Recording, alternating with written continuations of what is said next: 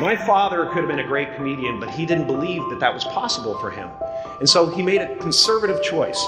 Instead, he got a safe job as an accountant. And when I was 12 years old, he was let go from that safe job.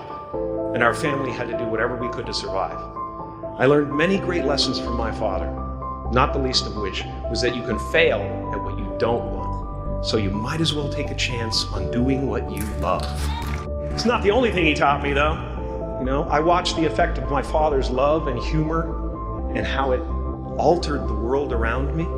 And I thought, that's something to do. That's something worth my time.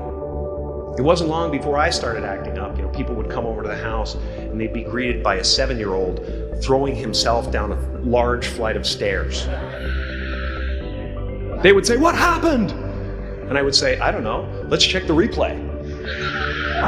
I'd go back to the top of the stairs and come back down in slow motion.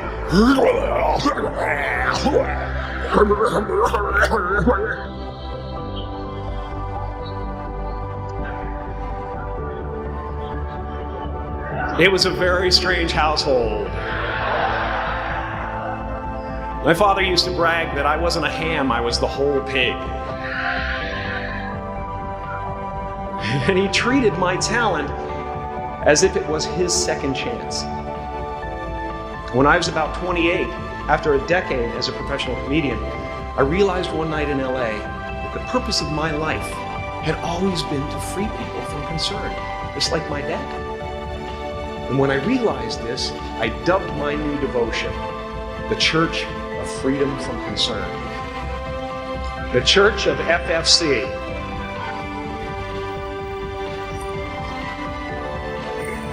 And I dedicated myself to that ministry. What's yours? How will you serve the world? What do they need that your talent can provide? That's all you have to figure out. As someone who's done what you're about to go and do, I can tell you from experience, the effect you have on others is the most valuable currency there is. Because everything you gain in life will rot and fall apart, and all that will be left of you is what was in your heart. My choosing to free people from concern got me to the top of a mountain. Look where I am. Look what I get to do. Everywhere I go. I'm going to get emotional because when I tap into this, it really is extraordinary to me. I did something that made people present their best selves to me wherever I go. I've often said that I wished people could realize all their dreams and wealth and fame, and so that they could see that it's not where you're going to find your sense of completion. Like many of you, I was concerned about going out into the world and doing something bigger than myself, until someone smarter than myself made me realize that there is nothing bigger than myself. Because life doesn't happen to you, it happens for you. How do I know this? I don't. But I'm making sound, and that's the important thing. That's what I'm here to do. Sometimes I think that's the only thing that's important, really. You know? It's just letting each other know we're here. Reminding each other that we're part of a larger self. Your job is not to figure out how it's going to happen for you, but to open the door in your head. And when the door opens in real life, just walk through it. And don't worry if you miss your cue, because there's always doors opening. They keep opening. And when I say life doesn't happen to you, it happens for you, I really don't know if that's true. I'm just making a conscious choice to perceive challenges as something beneficial so that I can deal with them in the most productive way. You'll come up with your own style. That's part of the fun. Oh, and why not take a chance on faith as well? Not religion, but faith. Not hope, but faith. I don't believe in hope. Hope is a beggar. Hope walks through the fire and faith leaps over it.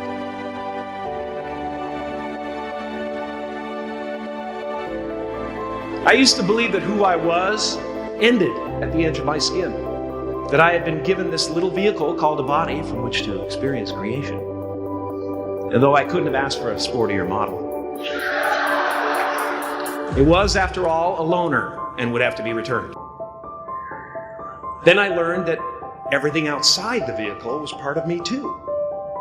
And now I drive a convertible.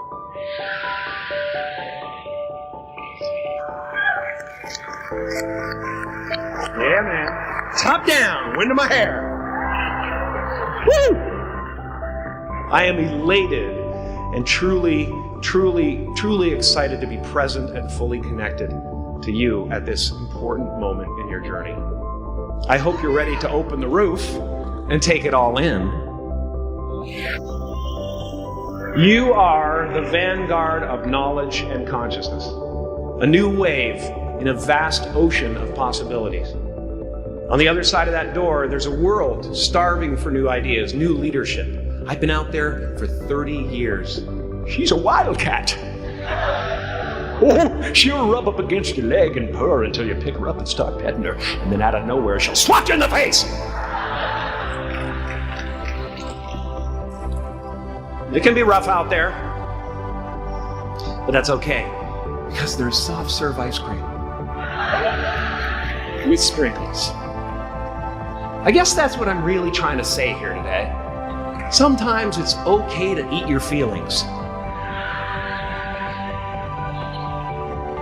Now, fear is going to be a player in your life, but you get to decide how much.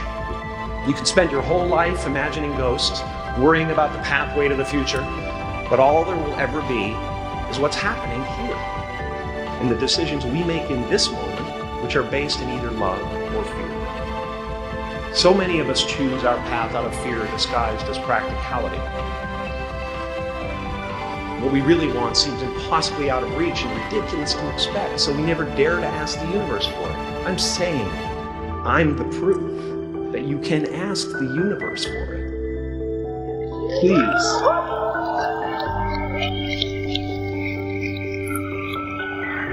I am at the top of the mountain, and I was, and the only one I hadn't freed was myself, and that's when my search for identity deepened. I wondered who I'd be without my fame. Who would I be if I said things that people didn't want to hear? Or if I defied their expectations of me? And that peace that we're after, lies somewhere beyond personality, beyond the perception of others, beyond invention and disguise, even beyond effort itself. You can join the game, fight the wars, play with form all you want, but to find real peace, you have to let the armor go. Your need for acceptance can make you invisible in this world. Don't let anything stand in the way of the light that shines through this form.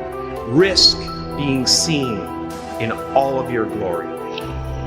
My soul is not contained within the limits of my body. My body is contained within the limitlessness of my soul. Now I'm always at the beginning. I have a reset button, and I ride that button constantly. Once that button is functioning in your life, there's no story that the mind can create that will be as compelling. The imagination is always manufacturing scenarios, both good and bad, and the ego tries to keep you trapped in the multiplex of the mind.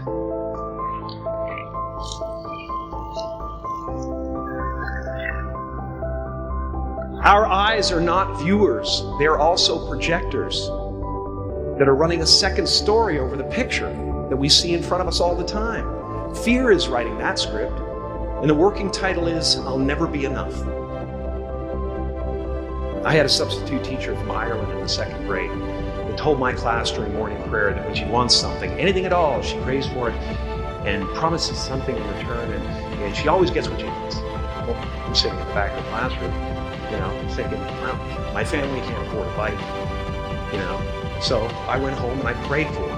And I promised I would recite the rosary every night in exchange. Broke that promise. But 2 weeks later, I got home from school to find a brand new Mustang bike with a banana seat and Easy Rider handlebars. Yeah. From fool to cool. My family informed me that I had won the bike in a raffle that a friend of mine had entered my name in without my knowledge whatsoever. So that type of thing has been happening to me ever since. As far as I can tell, it's just about letting the universe know what you want and working toward it while letting go of how it comes to pass. No matter what you gain, ego will not let you rest.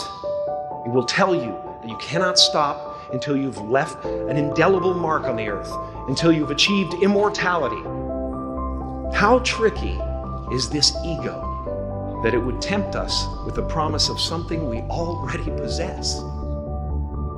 Relax and dream up a good life.